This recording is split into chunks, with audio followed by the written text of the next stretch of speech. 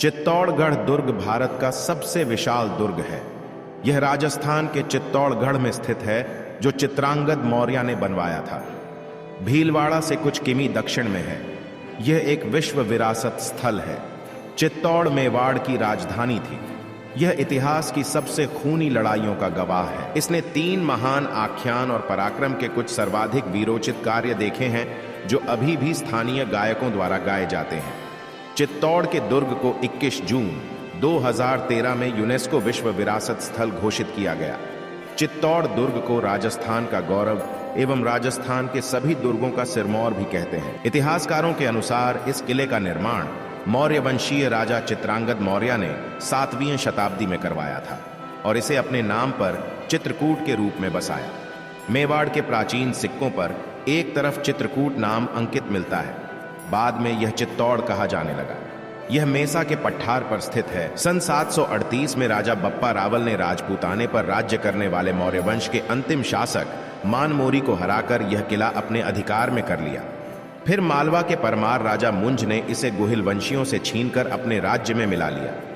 इस प्रकार 9वीं 10वीं शताब्दी में इस पर परमारों का आधिपत्य रहा। सन 1133 में गुजरात के सोलंकी राजा जयसिंह सिद्धराज ने यशोवर्मन को हराकर परमारों से मालवा छीन लिया, जिसके कारण चित्तौड़गढ़ का दुर्ग भी सोलंकियों के अधिकार में आ गया। तदनंतर जयसिंह के उत्तराधिकारी कुमारपाल के भतीजे अजयपाल से वैवाहिक संबंध बनाकर चित्तौड़गढ़ के राजा सामंत सिंह ने सन 1184 के आसपास पुनः गुहिल वंशियों का आधिपत्य स्थापित कर दिया। इन्हीं राजा सामंत सिंह का पृथ्वीराज चौहान की बहन पृथ्वीबाई से हुआ तराइन के द्वितीय युद्ध में सामंत सिंह की मृत्यु हो गई। सन 1213 से 1252 तक नागदा को इल्तुतमिश के द्वारा तहस नहस कर देने पर के बाद यहाँ राजा जैत्र सिंह ने अपनी राजधानी चित्तौड़ से शासन चलाया। सन 1303 में यहाँ के रावल रत्न सिंह की अलाउद्दीन खिलजी से लड़ाई हुई। लड़ाई चित्तौड़ का प्रथम शाका के नाम से प्रसिद्ध हुआ। इस लड़ाई में अलाउद्दीन खिलजी की विजय हुई और उसने अपने पुत्र खिज्र खां को यह राज्य सौंप दिया। खिज्र खां ने वापसी पर चित्तौड़ का राजकाज कान्हादेव के भाई मालदेव को सौंप दिया। काल के बारे में निश्चित तौर पर कुछ कहना थोड़ा मुश्किल है।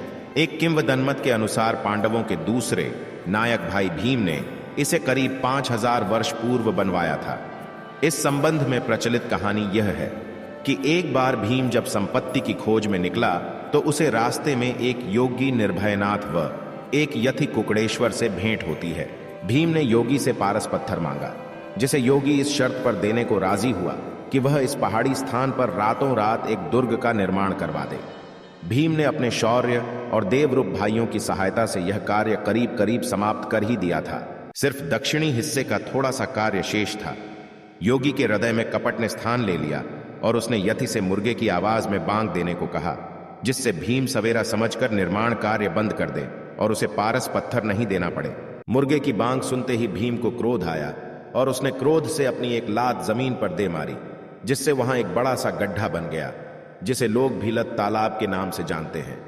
वह स्थान जहां भीम के घुटने ने विश्राम किया भीम घोड़ी कहलाता है। जिस तालाब पर यति ने मुर्गे की बांग की थी वह कुकड़ेश्वर कहलाता है। बप्पा रावल के वंशज जो सिसोदिया राजवंश, जो कि गुहिल वंश की ही एक शाखा है, के संस्थापक राणा हम्मीर ने पुनः मालदेव से यह किला हस्तगत किया। हमीर बड़ा पराक्रमी और दूरदर्शी था। उसने यहां 50 वर्षों तक बड़ी योग्यता से शासन करते हुए अपने राज्य का विस्तार किया।